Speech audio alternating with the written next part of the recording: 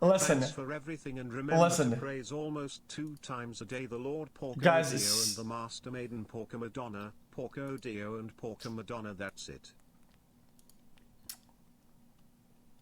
Okay, we'll start a chat and we'll see, okay? We'll see. It was made in only 30 days and was give it a chance, I'll give it a chance, and then we'll see what we do. It's 2,000 All she needs to say How is it so he stable? sexually assaulted me. He did something. And then it's he said, she said, and I lose my job. I lose my income. I can no longer support my boys. That does not happen. It absolutely happened. Oh my god, okay. Chat, I was in the middle ground, it's kind of bad because there's no confrontation, but this looks confrontational. If you're on This looks like it's content. social media, I am sure you've seen the hashtag #MeToo. Women are using 2 words on social media to identify themselves as survivors of sexual harassment and assault. If I were to say Me Too, what's the first thing that comes to mind? Good intentions, bad ramifications. When I hear the term Me Too, I think of some people that have been rightfully taken down. I also think of some people that have been wrongfully canceled. A lot of men are confused about what it really means, and they take it as sort of like an anti-men thing or like an attack on men when it's really definitely not. I think that not enough people get the alternative perspective on issues like Me Too, which they seem to think is pretty radical, and I don't necessarily think we're that radical. I guess I'm hoping for understanding as to what anti-Me Too means. We have this moment where one of the biggest predators that was named in Me Too from the beginning will face trial. So I think it's inevitable that there will be another big wave of energy around this. Okay. Hi guys, I'm Justin. I'm 21 and I'm majoring in sociology. My name is Sydney. I'm an American-Australian YouTuber and political commentator. I'm Avi. I'm a creative and a community designer. Hi, my name's Chelsea. I'm a community organizer and activist. Hi, my name is Dave Sussman. I am a co-host at America's Voice Live on America's Voice News, and I have a television show called Whiskey Politics. My name is Blair. Whiskey Politics. I do a social and political commentary. So can I get my pro Me Too group over here on the left and my anti back there on the right? Oh wait, they actually got anti-Me Too people. Jesus. The Me Too movement is a witch hunt.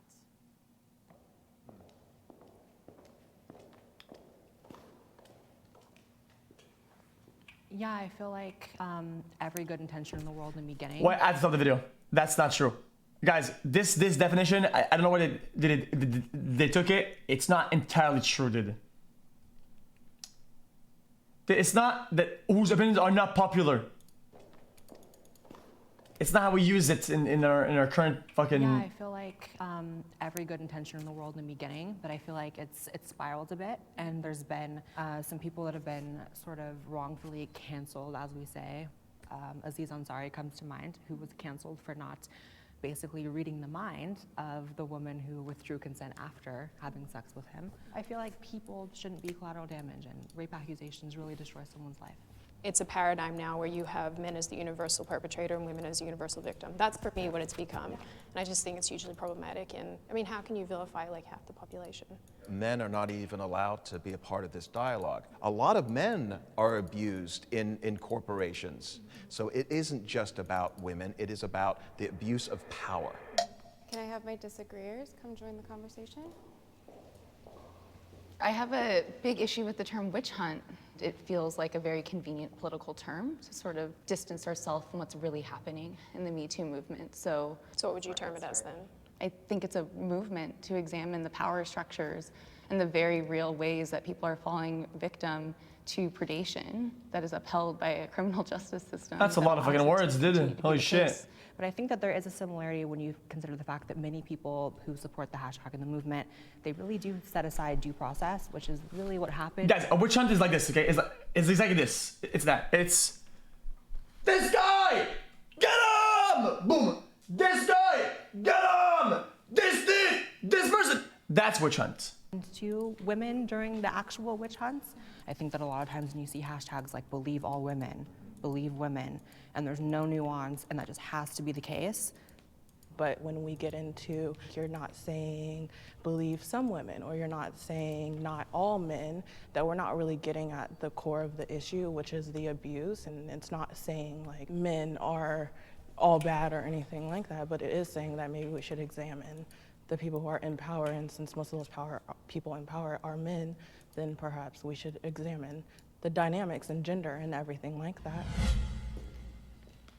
I think that there's definitely a space for discussing sexual assault, sexual harassment, and I think that's awesome to bring it to light. But I think that it's become pretty toxic as a general topic, because I think it's become something that's more about vilifying men than necessarily helping people. Our justice system does not handle assault cases appropriately and fairly. Our system does not. In what context? Well, what does the justice system think do about properly? the entire process, right? From the time an incident happens till a moment where some form of justice is received, the onus is on the victim, the survivor, to navigate the entire system, right? So we're talking about having to share your truth, which is the darkest experience you may have ever been through. Police reporting, the evidence collection is an extremely excruciating process for people, and so often we don't even have the funds available to do that. I know schools in Los Angeles weren't even able to it has to rape be kit testing on campuses. Well, it has and to then be. you look at the facts and data that so few people end up in jail, so few people even get their day in court. Absolutely, and I think too, I mean, again, how you said it puts the onus on the victim already, is you have to prove that something happened to you. And what's difficult about that is, again, a lot of these situations are happening with people in power. I mean, if two people are in a room together and there was like no witnesses or no anything, then it's already, I mean, you're already disbelieved because it's your word versus theirs. What about the thousands of men that are accused in corporations that we've never heard of before, that may not have the socioeconomic power to defend themselves, not only in court, but also in the court of public opinion, and maybe they were falsely accused? How do you prove a negative? How do you prove that something didn't happen when it's a he said, she said? Well, I think we're getting a little twisted, though. I thought the criminal justice system was innocent until proven guilty, which, Yes, again, it means... it's supposed to be. It's supposed to be. And it is, because it means that the burden of evidence is on the person who is trying to say, you know, alleged... So the Me Too movement in September of 2018 were standing outside of the Supreme Court, banging on the door, saying that the man is guilty and he should not be nominated as Supreme Court Justice. Based upon what? That the whole Fourth, Fifth, and Sixth Amendments were completely ignored on that. No due process whatsoever. So I would love to have Brett Kavanaugh have a day in court, and that hasn't happened, right? Because there was no proof provided. So there was then nothing there. then he's That was- innocent. So what are you protecting? He's innocent then, right? But then why did half of the population of the United States, mostly I'm going on the brain left dead. and I can't. including their complicit media, make it sound like that this man was the devil incarnate? And they believed it, period. No nuance, no evidence needed. I think Believe that's- all women. Exactly. Here's what I'm hearing is, oh, well, it ruins lives. And he is on the Supreme Court currently. And what I'm not hearing you guys talk about is like the death threats that Christine Blasey Ford received after that. What about his family? They would have received death threats. No, But but you guys are talking about him. You're not talking about her. To me, I just think there's this assumption that you can't I disprove can't. negative, but really it's easier to say that this woman is coming forward or this man is coming forward because they want to get ahead in their career than it is to say that this person who we've trusted in our company, this person who we've trusted in this industry has been abusing that power for years. How is it that all of these women are all of a sudden just coming forward? Maybe they're coming forward now because there is a space, and maybe because of the nature of trauma, they are just now really kind of like addressing what had happened to them. I'm a rape victim. I was raped at 18. I understand that you don't really come to terms with that sometimes until like a while later. Like I wasn't able to like really be like say the words I was raped until I was probably 20. Chat, some of these arguments, guys, they're just so flawed because they only get one side of the coin, dude. I don't even know, dude. Like 5 years after. The harsh reality is if you don't seek justice immediately, you don't get a rape kit, and you come forward 20 years later, there's not really gonna be much of a case for you. So I think what's really important is that yes, like supporting people who come forward with these accusations, but also teaching people of any gender that when something like that happens to you, you have to immediately seek help.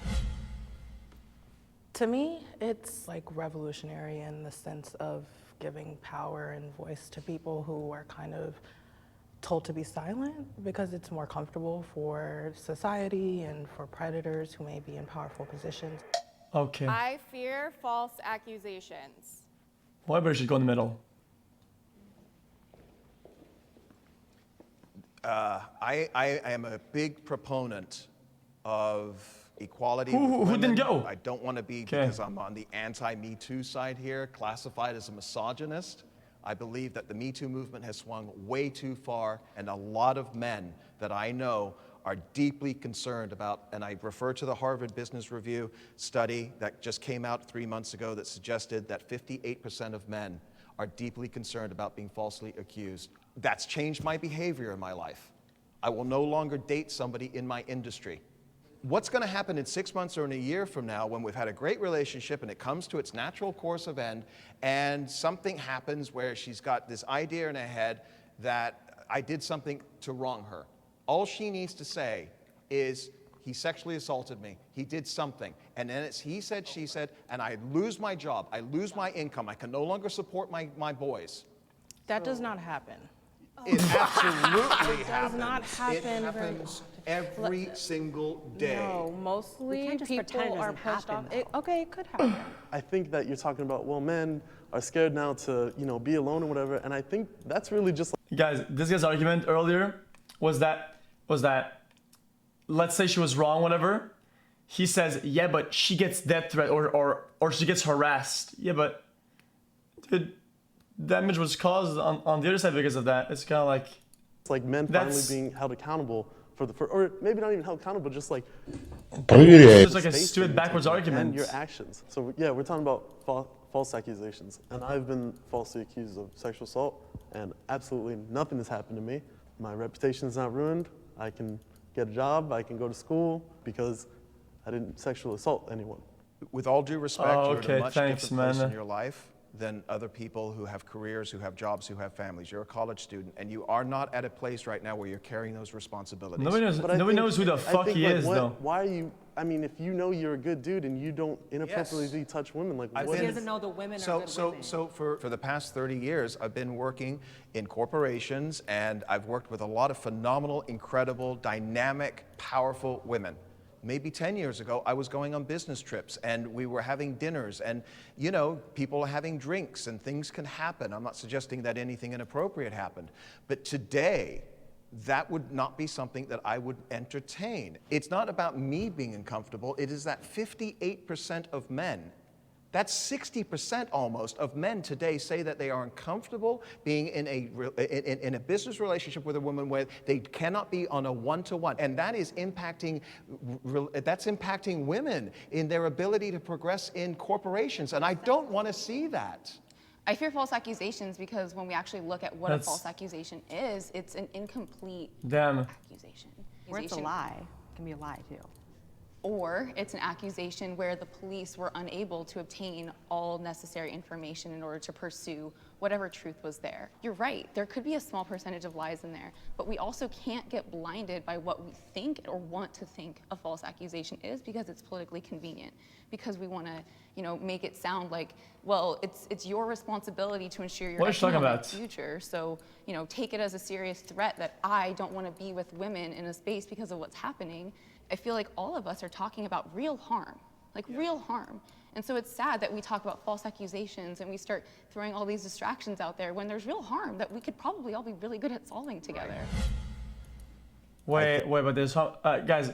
I don't want to have a take, so somebody gets validated, but I feel there can be harm on both sides. If it's false, there's also harm. It's different sort of harm, but it's also harm. It's damage, dude. It can happen on both sides. So I don't know what's the fucking. Think that the Me Too movement is an extremely important subject. It's changed our politics. It's changed our business. It's harm, but if you're wrong about harm, then it's harm. So impacting younger men. Just do it properly. The idea of having confidence to go and talk to a young woman that you find attractive, that builds confidence in men. And if they don't get that confidence from that, they're not finding it elsewhere, and we're starting to see men turn inward. They're playing video games more, they're going to porn more, they're not getting off the couch, and that's going to impact them later in life.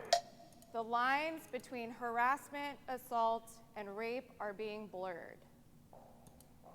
Okay, don't dance there, dude. Y'all don't agree at all? Okay. So if you're in the workplace and somebody puts their hand on your waist, and Wait, hold up, Jeff. I think the lines between banter, insults, and bullying online are being absolutely blurred as well, dude. And the line between being angry, negative, and toxic as well. People don't know the difference anymore, dude. Yep, these lines are blurred the fuck out. That's what's up. And you go to human resources, the person who did that could be accused of sexual assault. Now, if you get any man on the street or any man or woman on the street and say to them, so-and-so was convicted of sexual assault, in that person's mind, that's the same as rape. Yeah. Okay, and so yes, there are a tremendous number of levels that are going to differentiate the seriousness between the hand on the waist, which is unwanted, and should be dealt with. If somebody touches you in a way that you're not comfortable with, you should say to that person, I'm uncomfortable with you touching me this way.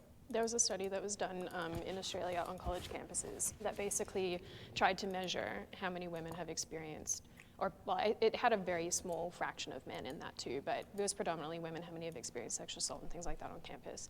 And the number came back and it was very high. But what they'd included in that was like leering, like someone leering at you. And so I think that part of Leering, to look with a sideways or oblique glance, especially suggestive or lascivious. Fucking suggestive of lascivious interest or sly malicious intent. Dude, what the fuck? the problem is this doing this? None of this is cool. Like none of it's okay. None of it is Doing acceptable. this? But I think what's happening is that we're conflating Or this. these things that are not on the same page. Right. And all it does is inflate the numbers and makes things look much worse than they actually are. And it doesn't reflect the reality of how things actually are. Or this. These things that you consider to be less than leering, touching, harassment versus rape, like by saying that there is a rape legally it is less, but there legally is or just in general. As I'm trying to say, when you're grooming someone, and this is something that people do, they test little things. Like if I look at her in a way that makes her uncomfortable, or them or him in a way that makes them uncomfortable, how are they going to react? If they don't react to that, then you're constantly, these are seen as green lights by predators to increase that behavior. This is my issue with people who are anti-Me Too, is that they look at small details and say that What the takes fuck? the power away from other things. Context matters. All of these and context matters. Context matters. When you say that 81% of women have been sexually assaulted, including leering and someone entering your body, which is rape. Okay, so let's take away that. Is Let's take away and that. it's creating One hysteria. in 4 women Wait, are chat. actually raped. That's 25% No, of those women. numbers have been debunked. Is she saying that somebody's a predator because he looked that way? Is that it? As a mother, would you ever send your daughters to college knowing that 1 in 5 chance of them being raped? Why are women young girls being sent to college with those statistics? Well, here you go again. You're denying us economic opportunity and like upward mobility because of the situation that happens. That's so far out of Well, left that's field. the what you just question that you're responded. asking us. I challenge the question because it comes from a place of denying women upward mobility based on a situation that we can't control. I think when you look historically, we've had such limited ways of talking about unwanted and unwelcomed behavior that happens to us. So I think it's a really amazing moment actually that we're in, that the language of leering and rape are put on a spectrum. But they're not really on a spectrum when they're lumped in as the term sexual Well, you're assault. talking about media's limited ability to communicate these things. Leering. But also you're challenging it based. Also Me Too. But here we are, Me Too, and here I am dealing with nuance. But I think and so you're when you an sit here and say anomaly. that nuance it's not here, it's not a part of the conversation, you're erasing me. I think you're actually an anomaly in a lot of this because when you Guys, you know when you play games and you tab out? In real life sometimes I do that where like I put my eye somewhere and I tab out in real life. And my brain switches and my eyes stay there, but I'm not looking, right? If I do that and somebody shows up, right? And some girl did, that doesn't make me a predator, man. I'm tapped out, man. I'm tapped out. People about this topic, you get this very overarching one way is the highway perspective. When you have these figureheads that are saying 81% of the population that is a woman is going to be sexually assaulted in her lifetime, and not breaking down what that means, that's huge. And then you have young people who are being influenced by that. So no, it's like intellectually dishonest to run with something like that. And the worst part is, sorry Blair, all we ever talk about is women. I am so sick of hearing about women. I hate the fact that, you know, women they experience this, but how about we talk about what men go through for a hot second? Because I will tell you now, it will probably be in the same frequency. Men are raped in the home at the same frequency by women as women. You're totally right, and it was one of the big failures early on of the Me Too movement, that it centered the stories of white women explicitly. I say here as a white woman, that it was really focused on celebrity, like they need more media attention and more power at their backs. And meanwhile, hotel keepers and houseworkers, and there were so many people who are experiencing the same types of power dynamics on smaller scales, but are never gonna get the media spotlight. The media wants to create a victim, they want to create clicks, and so they use the most sensational headlines so that they get those clicks. Context does matter. Because when you're talking about individual human beings, they have their own lives. And I'm not talking about a Louis C.K. who's got millions in the bank. I'm talking about some guy that's earning 50, 60, 100 grand a year that could barely survive. I think we agree on a lot more than we disagree with here. Me Too was a way for survivors to find each other. Okay, I agree with some of you when he said 100K could better survive. Okay, dude. I'm so supportive of the need to find connection in some of the darkest experiences people have in their lives. And for I think he meant today, I think there's a great need for accountability and to fix some of the most broken systems in our country today. I think he meant better survive I've been personally affected the downfall. by sexual harassment and assault.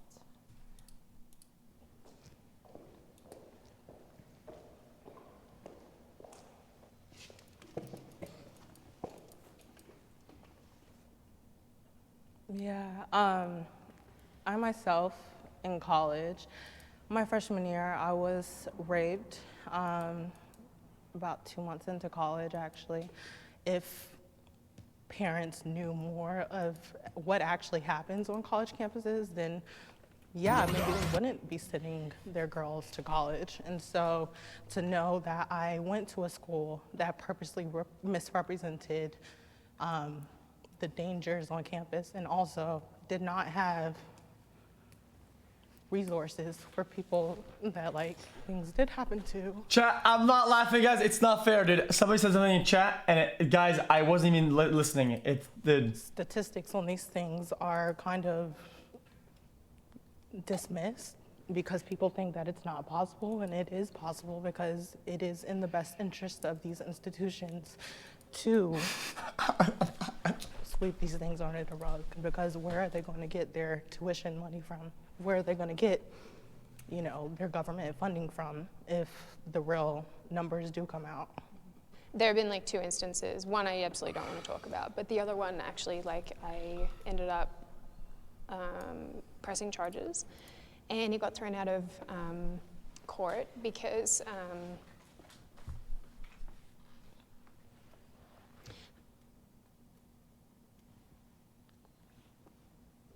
yeah, I mean, it's really funny because I'm over here like, I don't think things are on the same level, but things impact you in like bizarre ways. But yeah, like, because the perpetrator wasn't white, and because he was like, I'm, you know, part of like a certain religion. And the police were basically just like, we can't because of cultural differences, which I don't feel like is such a great reason for like throwing something out. So that was one of the weirdest, hardest, most, I guess, insulting experiences to go through. But it's funny because as we're talking about all of this, the thing that keeps coming up for me is one of my best guy friends, we've been friends for nearly a decade. I don't know how it came up, but he goes, oh yeah, no, I was sexually assaulted.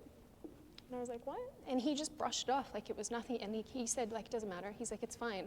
This just made me think of him the entire time and how under ordinary circumstances he just would be dismissed. I think what was said was because I want to get to the arguments now. Trauma like affects you in different ways. Like I was raped like pretty brutally when I was 18, and is there any other questions in there? I convinced myself right after that it was somehow my fault. Fix the chat. And there's no fixing the. A date with this guy who was quite a bit older. I think he was like 30, and I guess when I was getting passionate earlier about like things like leering, getting conflated with rape, it's because almost insulting, or it is insulting, to act like they're the same thing. Not that I think you guys do at all. But yeah, that's me.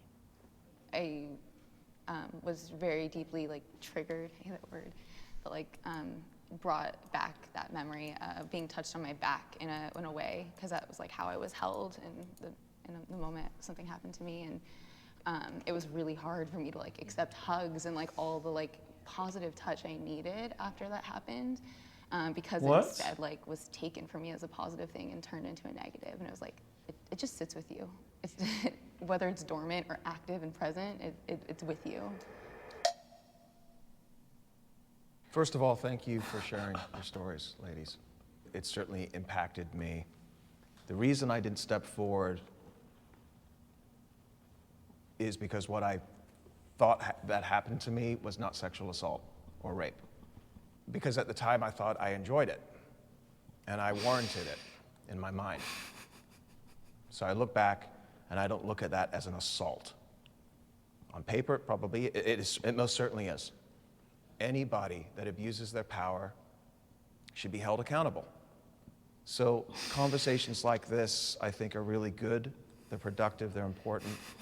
Thank you, ladies, for sharing your stories, and hopefully we all gain a lot out of this.